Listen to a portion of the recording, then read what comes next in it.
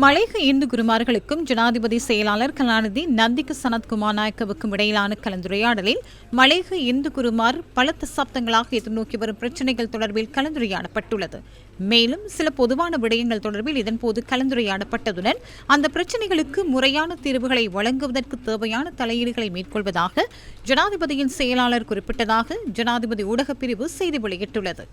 மேலும் 2 அல்லது 3 மாதங்களுக்கு ஒருமுறை கூடி இதுகுறித்து கலந்துரையாடுவதற்கும் இதன்போது தீர்மானிக்கப்பட்டது.